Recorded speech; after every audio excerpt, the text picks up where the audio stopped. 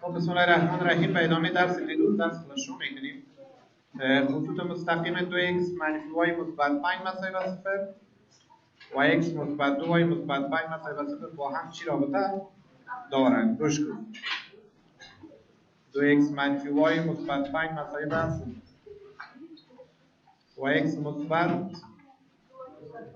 مساوی با 0. شما توجه کنید، گپ نزنید. از خط مستقیم اولی میلش رو پیدا میکنیم منفی a بر b. میل عوضی میشه m1 منفی 2 بر منفی 1 میشه مثبت 2.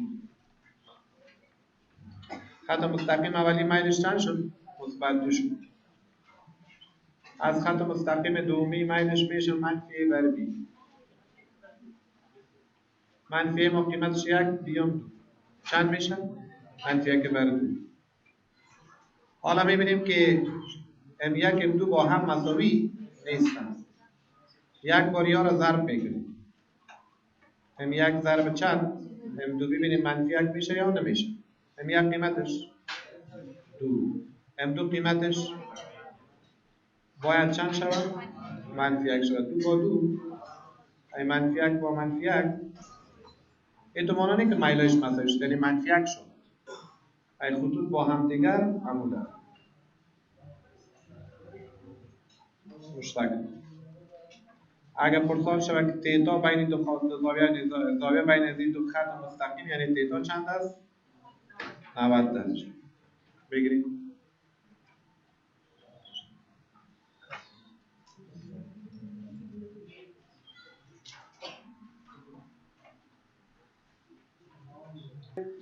زاویه بین خطوط y مساوی با جذر 2 مثبت 1 کل ضرب x مثبت 10 و y مساوی با جذر 2 منفی 1 کل ضرب x مثبت 7 چند درجه است؟ y من اشتباه میکنم. y مساوی با جذر 2 توجه کنید مثبت 1 کل ضرب چند؟ مثبت 10 و y مساوی با جذر 2 منفی 1 کل ضرب x مثبت 7. توجه. شما ببینید این معادله از جنس چی است؟ y. این هم از جنس y. خیلی ضریب x میل است. ضریب x میل میشه m1 میشه چند؟ جذر 2 مثبت 1 و m2 میشه m2 میشه جذر 2 منفی. فهمید انشاءالله؟ شما میفهمید که m1 و m2 با هم مساوی نیستند. و اگه یاد ضرب کنیم قوسای چی هست بچه؟ مساوی جذر 2 ضرب جذر 2 2 مثبت ضرب منفی منفی میشه 1 منفی 1 نمیشه چی میشه؟ 1. اگر منفی 1 میشد خطوط با هم دیگر عمود بودند. حالا چون 1 میشه خطوط عمود نیستند پس متقاطع هستند. حالا بین از یاد تیتا بین دو خط مستقیم چند است؟ همین رو میخواییم. گوش کنید. حوصله. من اشتباه میکنیم که تانجانت تیتا یا m فرق نمیکنه. برش رابطه داشتیم که m2 منفی چند تقسیم 1 جمع m1 ضرب چند داخل مطلق. من اشتباه میکنیم تانجانت تیتا یا m میل میشه. m2 رو شما بگویید جذر 2 منفی 1 منفی قوس میگیریم جذر 2 مثبت 1 تقسیم 1 مثبت جذر 2 مثبت 1 ضرب چی؟ جذر 2 منفی 1 داخل قیمت مطلقه. شاباس آفرین. اشتباهی که تانجانت دیتا مساوی میشه جذر 2 خودش منفی 1 خودش منفی ضرب دی منفی جذر 2 منفی جذر 2 منفی 1 تقسیم 1 مثبت. همینجا بچه‌ها دقت داشته باشید قوسای مستویل انشاءالله ضرب کنه میتونید 1 میشه داخل قیمت مطلقه. توجه. این بار منفی جذر 2 با مثبت جذر 2 خلاص میشه منفی 2 بر 2 میشه مطلقه منفی 2 بر 2 منفی 1 میشه چند؟ اینال شد که تانجانت تیتا مساوی با چند؟ 1. انشاءالله میفهمید که تیتا میشه چند؟ زاویه بین خطوط چند شد؟ اگر 45 نبود بر رادیان است. پای بچه بگید.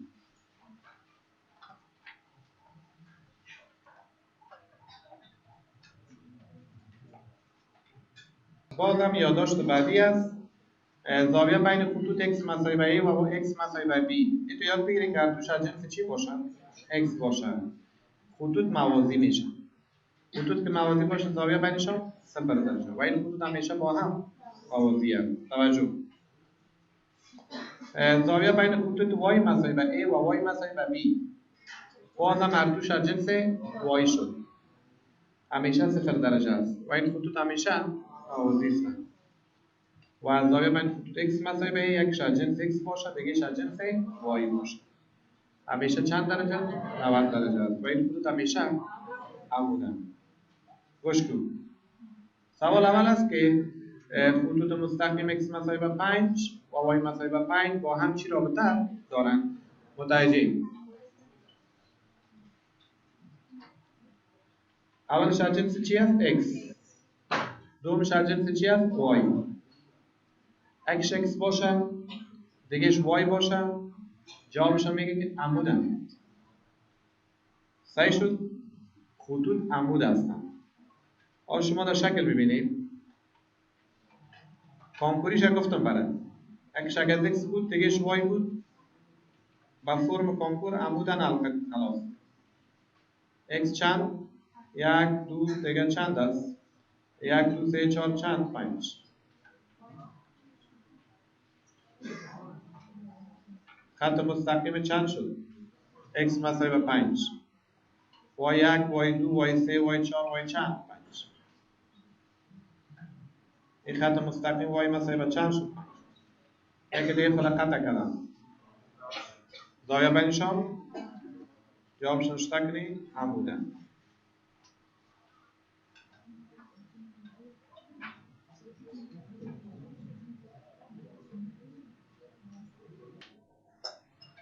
دیگه سوال گفته که خطوط y مساوی به 4 و y مساوی به 3 با هم چی رابطه؟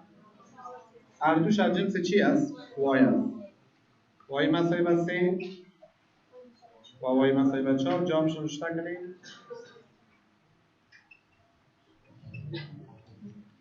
موازی هم.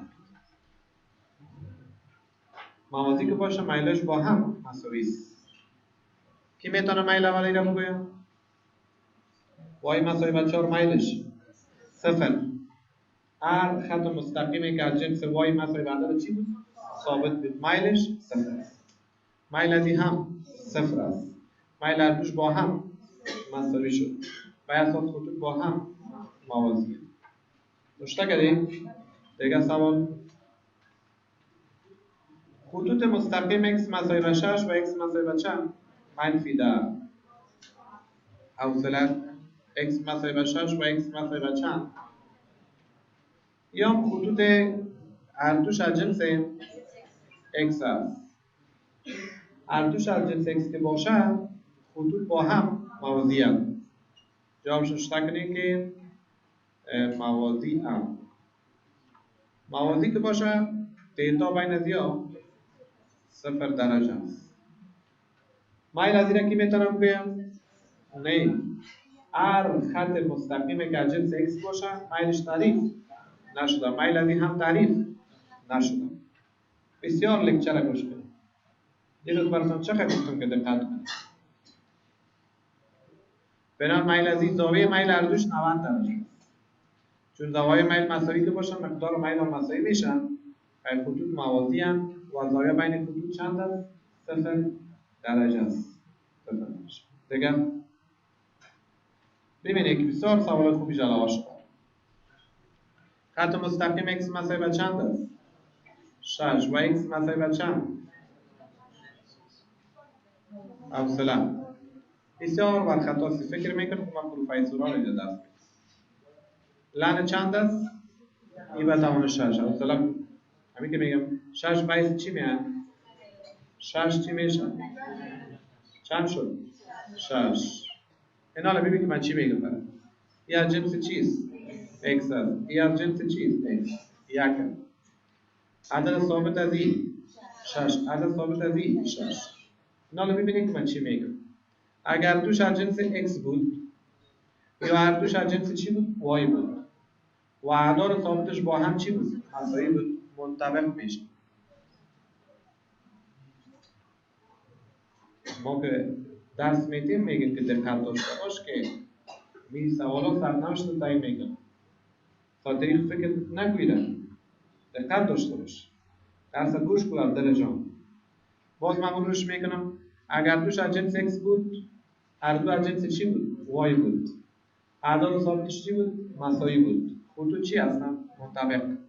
اگر یکیش x بود، دیگهش y بود، اعداد ثابتش مساوی بود یا نبود؟ عمود است. فهمیدید؟ چون هر دو از جنس x است یا از جنس x است، اعداد ثابتش با هم مساوی است. مطابقاً. اگه y می بود، باز این x می بود، عمود میشدن. انشاءالله میفهمید نه؟ سوال اول یک x مساوی با 5 بود، دیگهش y مساوی با 5 عمود شده بود. حالا هر دو اعداد ثابت مساوی هستند و اساس خطوط هم میگیم با هم دیگر منطبقند. دیگه سوال y مساوی با چند است؟ 5 کوساین پا. دیگه 5 ساین. یعنی میتونه در کنکور میامد. و شاگردایی که دقت نمیکنن، گپ گوش نمیکنن، قصه کرده میرن. میگه تو در روش جنس y بود موازی نگرفت. وقتی که ما سوال میبینیم که آدم غلط کرد. این حال نوشته که 5 کوساین پا منفی. y مساوی با چند؟ منفی. 5 ساین 3 پای بر 2 منفی. y مساوی با چند؟ منفی.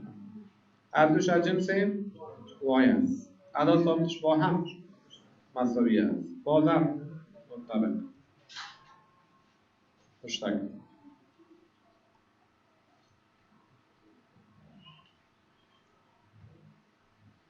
توجه کنید شما دریافت معادله خط مستقیم حالتوار کار میشه.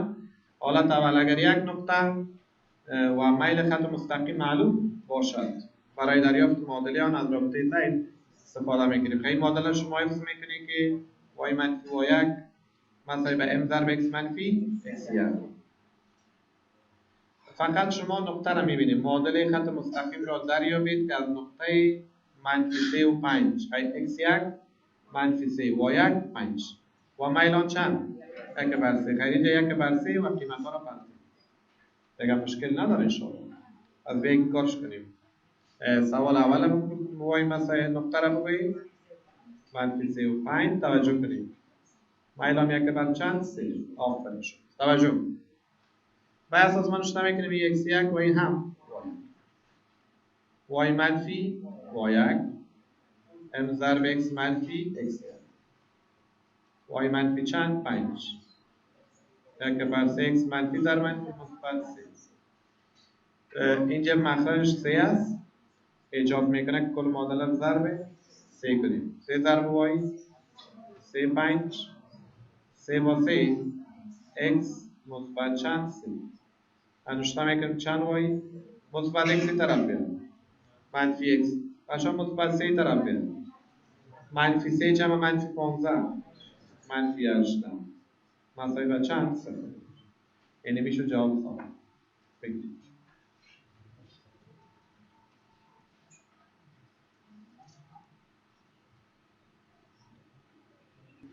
گفتم معادله خط مستقیم را دریابید که از نقطه منفی 3 و 5 عبور کرده و میل نکنی زاویه میلان 45 درجه باشد. سوال یکم متفاوت شد. تیتا چند شد؟ 45 درجه. از کدام نقطه عبور کنم؟ 3 5. شما توجه کنید x1 7. این حال یک کار شما در این قسمت میدانید. میل مساوی به تانجانت تیتا.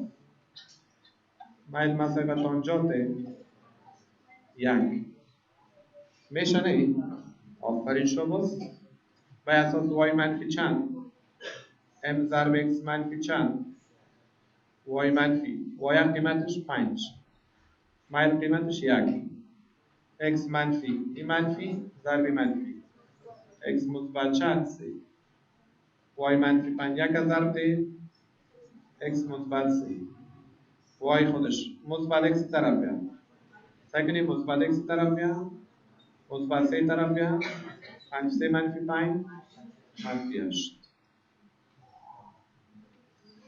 بعد اوقات بچه از جنس y هم میاد. شما ببینید زمانی که ضریب y چند باشه؟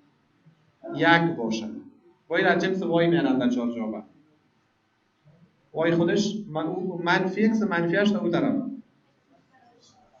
آفرین. اگر اون جواب نبود این حتمیه. در این سوال بچه ها یک تفاوت فهمیده چی بود؟ مایل به شما نداد بلکه زاویه مایل داد. زاویه مایل که داد شما چی میکنی؟ تانجانت زاویه مایل مقدار مایل میشه. بعدا در رابطه مربوطه که نمی هست وضع میشه و بعد از صداسازی جوابش پیدا میشه. مشترک کنید. اول کنکور است. معادله خط مستقیمی که از نقطه 4 و 3 میگذرد و زاویه میلان با محور x زاویه 30 درجه می باشد عبارتند از. مثال سیم توجه داشته باش. این نشته میکنیم میل مساوی میشه به تانجانت چند 30 درجه. میل مساوی میشه به 1 بر جذر 3 یا جذر 3 بر 3. گوش کن. این حال نقطه هم داریم چند 4 و 3 آفرین.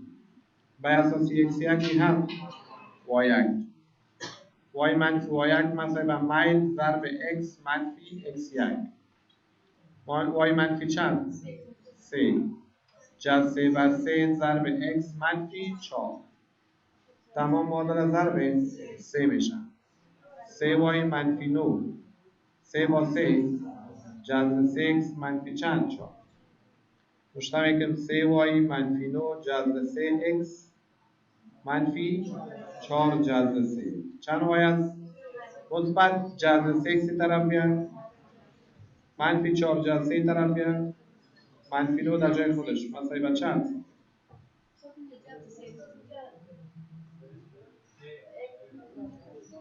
چیست؟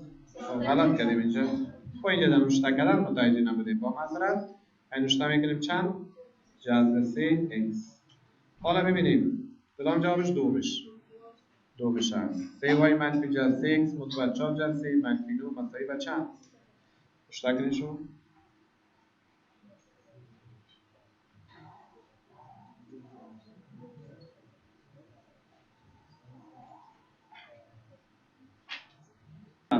گفتم معادله خط مستقیمی که میلان 0 و از نقطه 6 و 6 میگذرد مساوی است به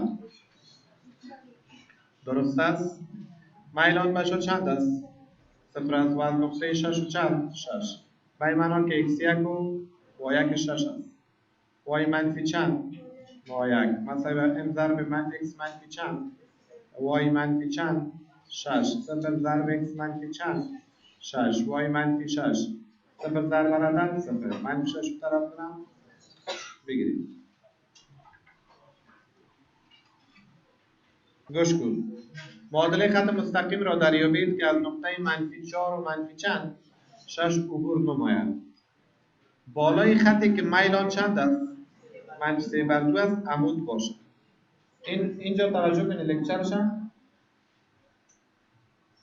تا اینجا دست گوشو بشه اینطور معنا نداره که از نقطه منفی 4 و منفی 6 عبور کرده و میل از 2 منفی 3 بر 2 این معنا رو نداره این تو گفته که یک تا معادله رو پیدا کنه که از نقطه منفی 4 و منفی چند 6 عبور کنه و بالا یک خط دیگر یک خط مستقیم دیگر که میل از چند است منفی 3 بر 2 بالای اون خط عمود باشه یعنی این میل منفی 3 بر 2 میل خطی که از نقطه منفی 4 و منفی 6 عبور میکنه نیست این میل یک خط مستقیم دیگر است اما یک نقل داده که شما با استفاده از این میل میتونید میل خط دیگر رو پیدا کنید بر اساس شرط چی؟ عمودیت شرط عمودیت دیروز خواندیم m1 ضرب m2 مساوی به چند؟ منفی 1 و m1 نامعلوم بگی m1 m2 ما میشه چند؟ منفی 3 بر 2 اطراف ضرب تقسیم منفی 3 بر 2 کنی پس m1 ما 2 بر 3 میشه چند میشه؟ 2 بر 3 به خاطر که از یک مرحله جلوگیری شده باشه ما برای کنکور یک رابطه برش شروع کردیم در صورتی که سوال با این قالب بیاد یعنی بیا به معادله خط مستقیم رو دریابید که از نقطه منفی 6 و منفی چند منفی 4 و منفی 6 عبور کنه یا نقطه 2 و 3 یا 5 و 2 هر نقطه ای باشه و بگه که بالای یک خط مستقیم دیگه که میل از 2 بر 3 منفی 3 بر 2 1 بر 5 هر چی که باشه و در آخر بگه که موازین بلکه چی عمود باشه در صورتی که سوال با این قالب آمد یا با این متن آمد در صورت شما حلش از این رابطه حلش میکنیم رابطهش میشه y منفی چند با 1 منفی 1 بر m ضرب x منفی x 1 الان شما هم رابطه که براتون پیشنهاد کردیم از یاد کنید. وای منفی وای یک مساوی با چند؟ ضرب x منفی چند؟ وای مثبت چند؟ 6. منفی یک برای ضرب x مثبت چند شد؟ وای مثبت چند؟ 6. منفی تقسیم منفی 2/3 ضرب x مثبت چند شد؟ تمام معادله ضرب چند؟ 3. 3 ضرب وای 3 6 3 با 3 2x مثبت 8. چند وای مثبت 2x طرف بیان مثبت 8 رو می طرف بیان از 8 کش بره مثبت 10 مساوی چند؟ ببینید کدام جوابش در کنکور سایت جواب 3 است. جواب 3 دو ما ببینید. حالا دوم اگر دو نقطه خط مستقیم داده شده باشد برای دریافت معادله خط مستقیم از رابطه زید استفاده میکنیم. y منفی y1 مساوی با y2 منفی y1 تقسیم x2 منفی x1 ضرب x منفی x1. مثالش ببینید شما نقطه اول است که مثال اول p1 چند است؟ 4 7 و p2 هم چند است؟ 7 و 5. آفرین شماست. شما توجه داشته باشید محاسبات از خیلی ساده است. x1 y1 x2 y2 و اساس معادلش هم خواستم میلش نخواستم y منفی چند y1 مساوی با y2 منفی y1 تقسیم x2 منفی x1 ضرب x منفی x1. اینجا قیمت گذاری پولینوم هست دیگه. پول اگه انشاءالله باید بتانم y منفی y1 7 میشه مساوی با y2 قیمتش 5 میشه منفی y1 هم 7 میشه x2 قیمتش 7 منفی 4 ضرب x منفی چند گوش کن رشته میکنیم y منفی چند 7 تفاضل دوتا منفی 2 تفاضل دوتا 3 منفی 3 بر 2 یا 2 بر 3 منفی 2 بر 3 شاباس ضرب x منفی چند 4 تمام معادله ضرب 3 میشه 3 ضرب y 3 y 7 3 21 3 خلاص منفی 2x مثبت 8 ایمان رشته میکنیم 3 y خودش منفی 2x طرف بیاد مثبت 8 طرف بیاد منفی 8 منفی 21 منفی 29 مساوی با چند بگید این شد معادله.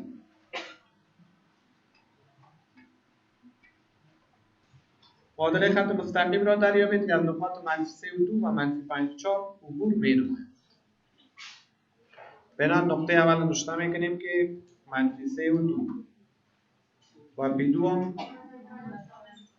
منفی 5 و 4 آفرین شاباس این میشه چند x1 y1 x2 y2 فهمید انشاءالله و اساس میشه که y منفی y1 مساوی با y2 منفی y1 تقسیم x2 منفی x1 ضرب x منفی x y منفی y1 قیمتش داریم 2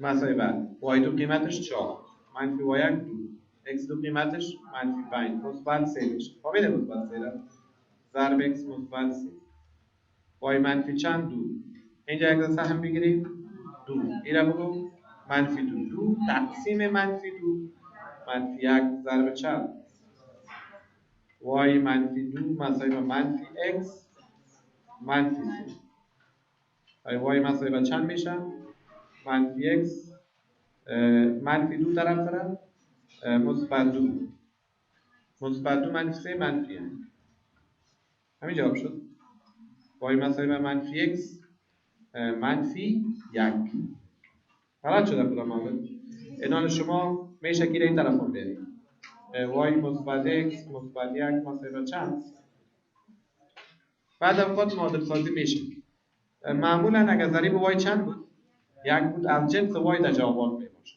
اگر نبود با از جنس y نمیباشه طوری میباشه که طرف راست همیشه صفر میشه x و y و عدد ثابت طرف چپ میباشه. خب باز شما انتخابتان مربوط خودتان میشه که چهار جواب پیدا کنید و در حل فرما این مسائل بازوجه تکرار است و معادل سازی هایشون کجا باز یاد کار میشه بگید بس معادله خط مستقیمی که محور x را در نقطه A و محور y را در نقطه B در نقطه A که گفت A و 0 در نقطه B که گفت 0 و B صفر بی. این حالا شما پیشتر داشتید دو نقطه معادل باشه. یک نقطه تان اگه یو صفر باشه، دیگه نقطه تان صفر بی باشه.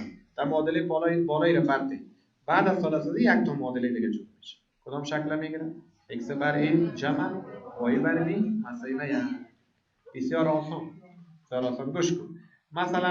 مثال گفتم معادله خط مستقیم را دریابید که محور x را در نقطه C A یعنی C و محور y را در نقطه B یعنی B ما دو سوالش حل میکنیم. اینوشتا میکنیم قیمت ما چند 3 قیمت B ما چند 2 قطع میکنه. درست است؟ اینوشتا میکنیم x بر A جمع y بر B مساوی به چند 1. آفرین شما. x بر چند 3 جمع y بر چند 2 مساوی به چند 1 مساوی به 1 شاباس. آفرین. کل معادله ضرب 6.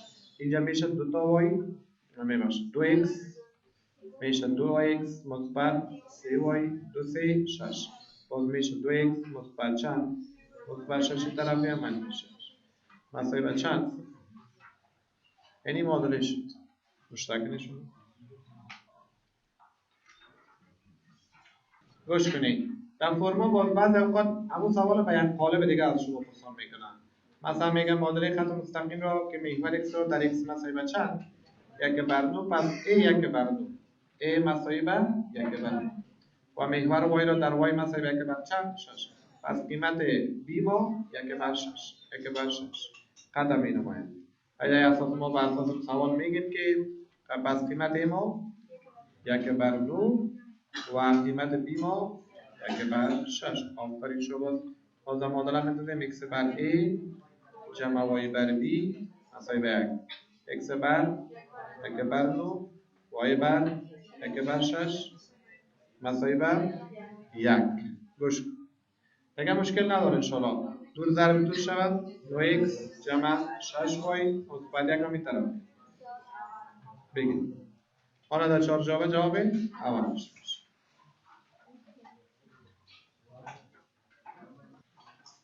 حالت چهارم به شما میگه که معادله خط مستقیمی که میل و نقطه تقاطع آن با محور چی y داده شده باشه. y مساوی میشه به mx مثبت چند b mx مثبت b. مثال اگه تو سوال بیاد معادله خط مستقیم را دریابید که میل آن 3 و محور y را در نقطه 5 و 5 قطع کنید. منوشتا میکنه میلش چند بگویید 3 و محور y در نقطه 5 و نمو قیمت b میشه. قیمت b چند 5 y مساوی به چند mx مثبت b. پس به اساس میشه y مساوی به چند 3x مثبت 5. اگه جواب نبود مثبت 3x طرف مثبت 5 طرف منفی 5 مساوی به چند پشتک. ششم حالت پنجم میگه معادله خط مستقیمی که از نقطه چند a و b عبور نموده در فرما همین سوالا میه و موازی با محور چی x می باشن. عبارت از رابطه زائد دریافت میشه. y مساوی به b y مساوی b در نقطه b a مختص x است و b مختص چیز y است. اگه گفت موازی با محور x باشه y مساوی به b. و حالت ششم معادله خط مستقیمی که از نقطه a و b عبور نموده و موازی با محور چی y می باشه. مساوی میشه x مساوی به a. با y گفت x مساوی به a با x گفت y مساوی به a. مثلا سوالای کنکورش هست شما دقت داشته باشید. معادله خط مستقیمی که از نقطه منفی جذر 5 میگذرد و با محور y موازی می باشد. عبارت است از درست است. جوابتان کاملا پجه است. از نقطه چند منفی جذر 5 چند 4 به اساس چون به اساس a و b موازی با محور y گفته x مساوی به a اینوشتا میکنیم x مساوی به چند منفی جذر 5 به اساس روشته کنید. معادله خط مستقیم را دریابید که از نقطه چند جذر 5 عبور نموده و موازی با محور x می باشد. جذر 3 و چند 5 موازی با محور x a میشه و این b موازی با محور x شود y مساوی به b y مساوی به چند بگیرید. دریافت معادله نورمال یا نورمال میگه شکم. اصلا کلمه نورمال است. درستش کلمه انگلیسی است. دریافت معادله نرمال خط مستقیم. اگر طول نرمال پی باشه و زاویه نرمال خط مستقیم داده شده باشه الفا مثلا، برای دریافت معادله نرمال از رابطه زین استفاده میشه. این رابطه شده x ضرب چی؟ کوساین الفا که بعد کتابات تیتا میگه، فرق نمیگه، جمع y ساین الفا منفی پی مساوی به چند؟ برای این چون میشه یکم تا یادش رفته باشه، برای این یادداشت یادتون باشه که شما مثلثات خواندید، ان شاء الله مشکل نیست. ساین 325 درجه و کوساین 325 درجه منفی جذر 2 بر 2، ساین 45 درجه و کوساین 45 درجه جذر ساین 30 درجه 1 بر 2، کوساین 30 درجه جذر ساین 60 درجه جذر 3 بر 2 و کوساین 60 درجه 1 بر 2 است. شما قبلا آشنایی دارید. حالا گفتم معادله خط مستقیم. شما دقت داشته باشید سوال چگونه است. جایی که باریکی داره شما یک قلم بگیرید یادداشت کنید. مثلا چی گفتن؟ معادله چی؟ خط مستقیم. یک خط مستقیم یک حلقه کنید مثلا، با دلیلش هم شما بعدا میفهمید که طول نرمال آن چند؟ 5 و با جهت مثبت محور یک زاویه 45 درجه را میسازه.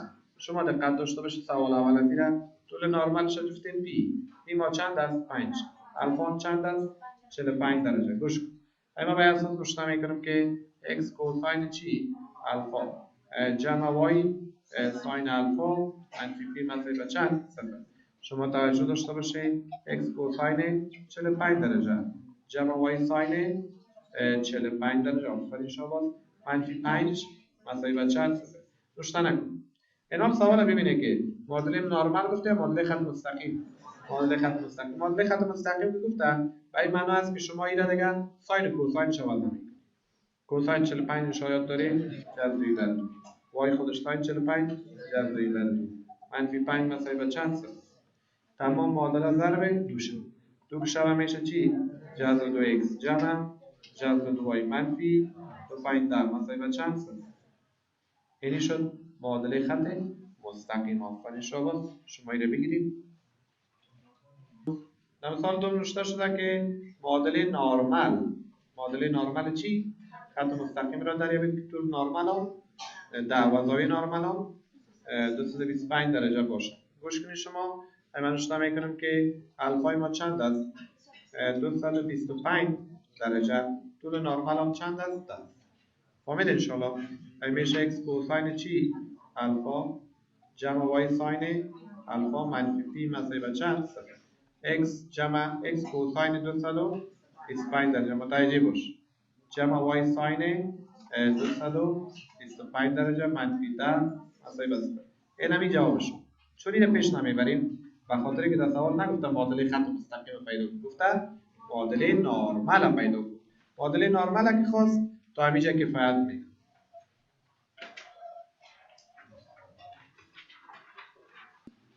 تبدیل معادله نرمال و معادله چی؟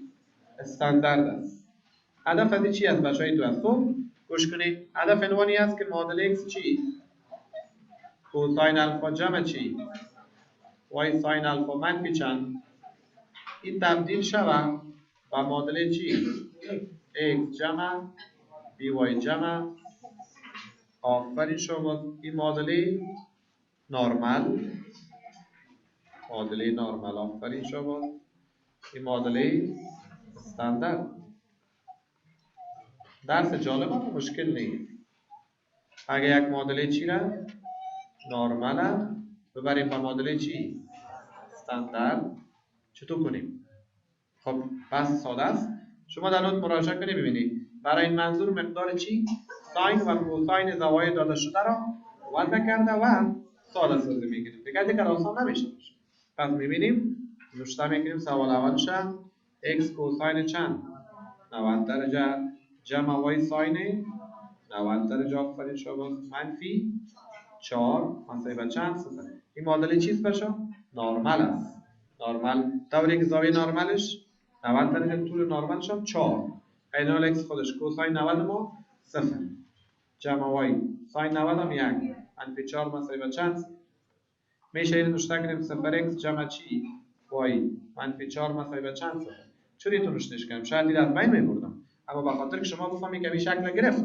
حالا عوض a 0 عوض b 1 عوض c منفی 4 یعنی میشه. چون این قسمتش میشه دیگه چی؟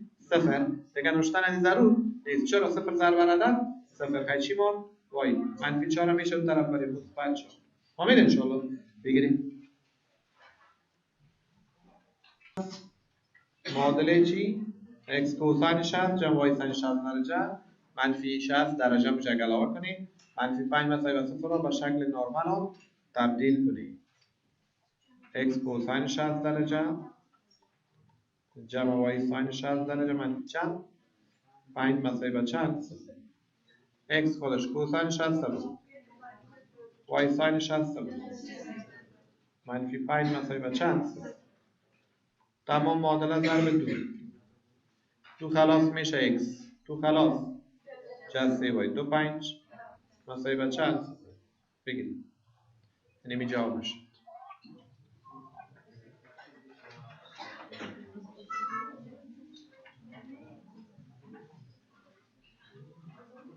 معادله x کوساین 225 یک درجه علاوه کنید جمع y ساین 225 درجه منفی 4 مساوی به صفر را به شکل استاندارد آن تبدیل کنید.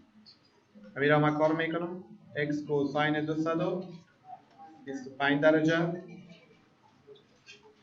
جمع y ساین 225 درجه منفی مساوی به صفر. توجه x خودش کوساین 225 منفی جذر 2 بر 2 یا منفی جذر 2 بر 2 منفی 4 مساوی به 4 کل معادله را ضرب منفی 2 کنیم چی نظر داریم؟ ببینیم منفی ضرب منفی ضرب منفی ضرب منفی مثبت دوش خلاص چند شد خیلی جذر 2x مثبت 2y مثبت 8 مساوی به بگیریم.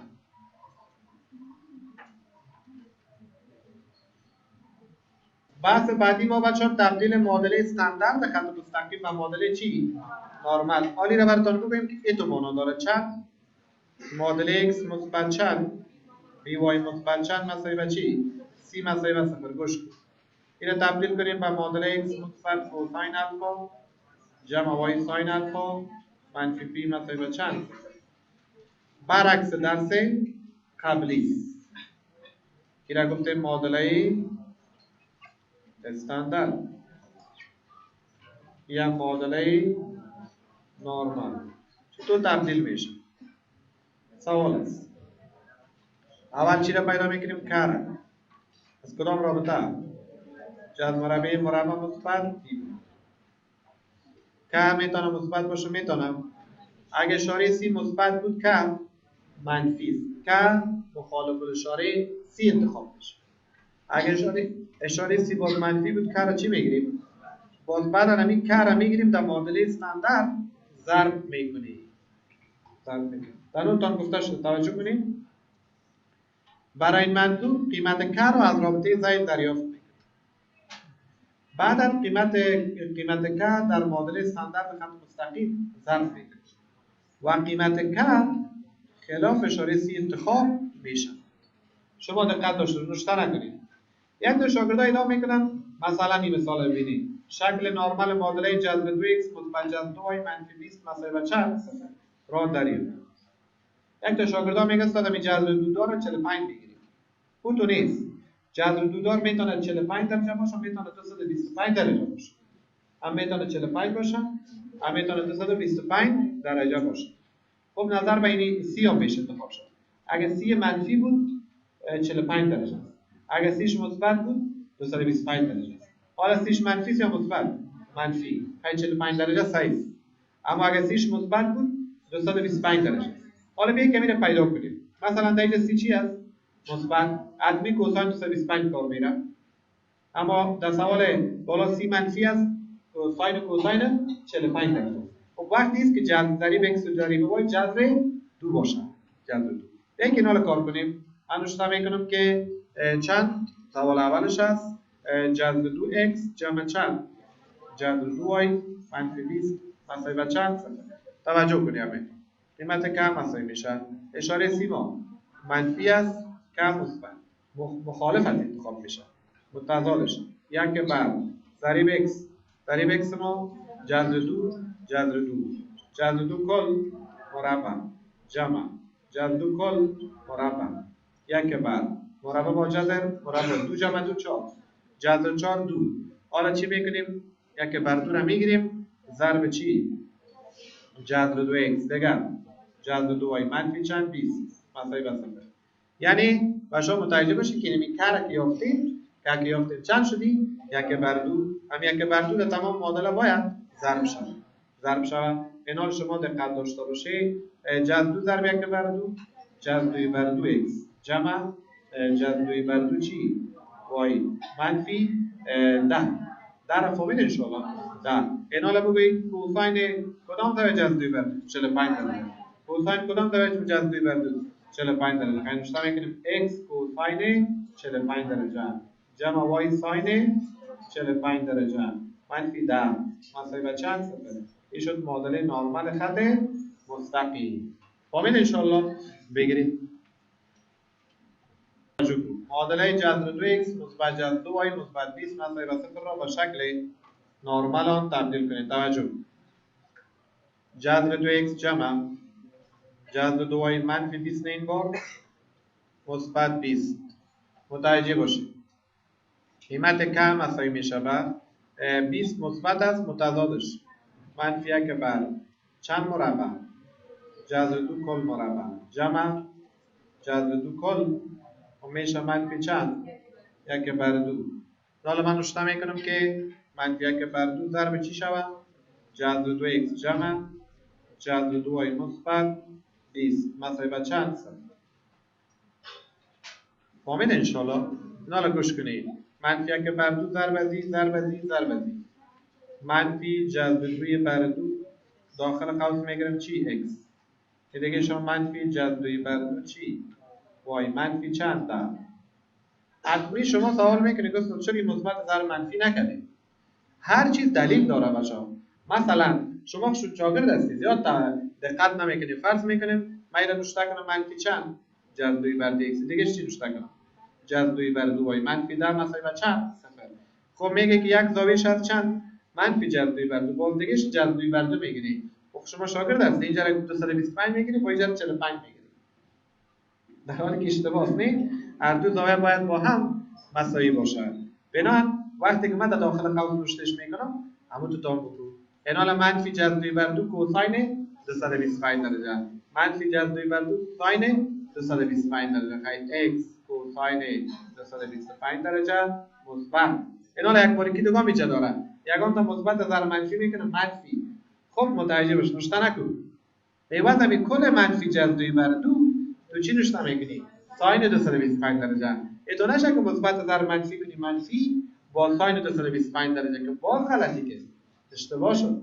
فهمیدی مثبت بس مثبت عوض کل منفی جذر 2 بر 2 نشته میکنی که y ساین چند 225 درجه. حالا می سوال خواهد کردی که منفی بچه چه شد اینا تو بگو که ساین 225 درجه چیست منفی جذر پس آمد و کوساین 225 درجه چیست منفی جذر دوباره آمد.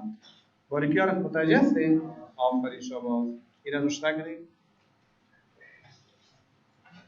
بعد اوقات شما دقت سوال آخر داشته باشید چند x است 2x جمع 5y منفی 10 مساوی به چند صفر. متوجه باشید مثال 3 میشه که 2x مثبت 5y منفی 10 مساوی به صفر. همگی توجه کنید از کم مساوی میشه به اینجا منفی است خلاف منفی مثبت 1 بر چند مربع 2 مربع جمع 5 میشه 1 بر جذر مربع 29 شاباش 1 بر جذر مربع چند 29 ضرب چند x 2x ضرب مثبت 5y منفی 10 مساوی به چند صفر. ضربش دیم 2 بر جذر 29 چی x جمع 5 بر جذر 29 چی y منفی 10 بر جذر 29 مساوی به چند صفر. حالا آیا کدام زاویه مشهور میشن؟ نمیشن. همیشه همین جواب در فرم میباشه. بعد شما پرسان نمیکنه که زاویه‌اش چیست. همین جواب میباشه حل کنید. این حالا یک چیز بگم گوش کنید. شما اگر همین سیستم یادتون میره، همین چهار جابر کلش ضرب چی کنید؟ جذر مربع 29. خود معادله رو نمیتن؟ میتونی؟ بعد شما اگر همین کار یادتون میره، 4 جواب ساده سازی کنید. مثلا چه قسم گوش کنید. همین مسئله یادت رفت. در 4 جواب یکی از جوابات همین نیست. و عوض از این چی نوشته کو؟ منفی جذر 2 بر 2. عوض از این اطراف ضرب منفی 2 کو. هر کدام جوابی که خودی معادله را داد همون جوابه. درست؟ باز تکرار میکنم. اگر اینو باز یادت رفت، آیا یک از جوابات همین جواب نیست؟ بجای این نوشته کو جذر 2 بر 2. عوض از این نوشته کو اطراف ضرب 2 کو. هر جوابی که خود سوال داد اونم جوابه. درست است. اگر فرضاً یادتان رفت، اگر یادتان رفت خب بسیار خوب. حالا که از جوابات همی است، بله، تمام معادلات ضرب چی میکنیم؟ جذر 29. هر جوابی که سوال داد، خود سوال داد، اونم جواب درست میشه. امید ان شاء الله بگیرید. درس خیلی ساده است. یک عنوانی که در کنکور بعد از شما مسابقه دریافت مثلا است در صورت که مختصات سیر آسان داده شده باشند. برای این منظور از رابطه ذهن استفاده کنید. رابطه دومش یک ذره پیچیده است. او را حفظ نکنید.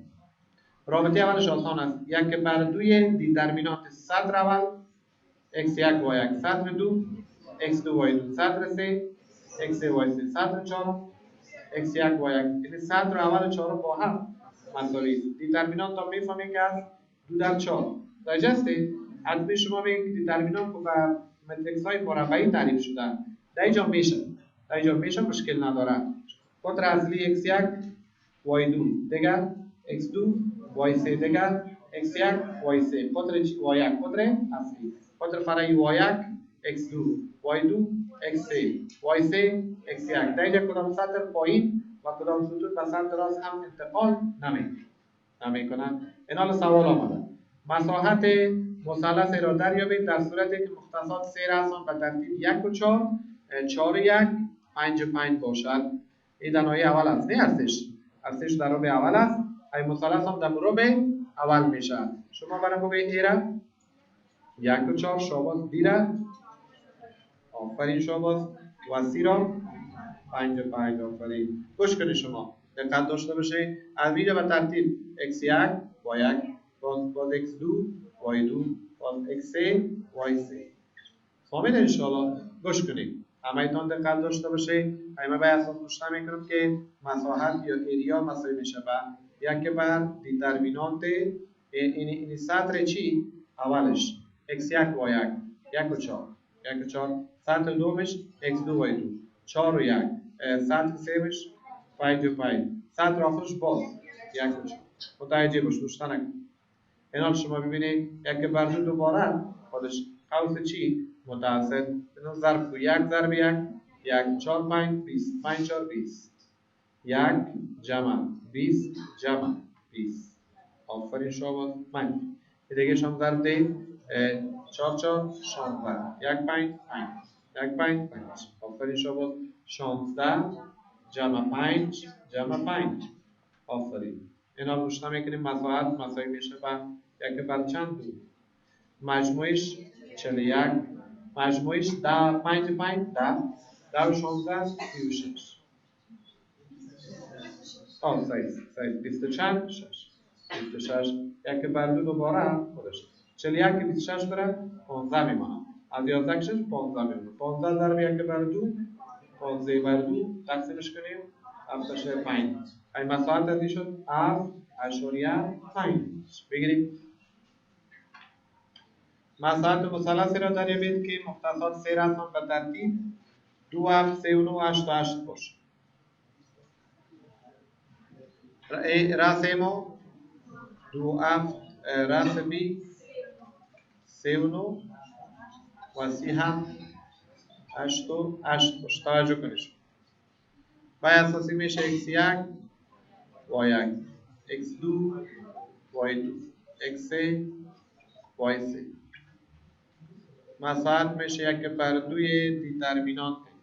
شما توجه کنید 2 و چند 7 3 و چند 9 8 و چند 8 2 و چند 1 بر 2 دوباره قوس بگیریم 2 9 18 ای 3 24 8 56 18 جمع 24 جمع چند 56 منفی. شما دقت کنید 7 3 9 8 8 2 16 21 جمع 72 جمع 16 توجه کنید شما. مساحت مساوی میشه 1/2 قوس مجموع زی 98 تفاضل از 109 همیشه 1/2 ضرب منفی 11/2 منفی مطلقه بگیرید 11/2 چی میشه؟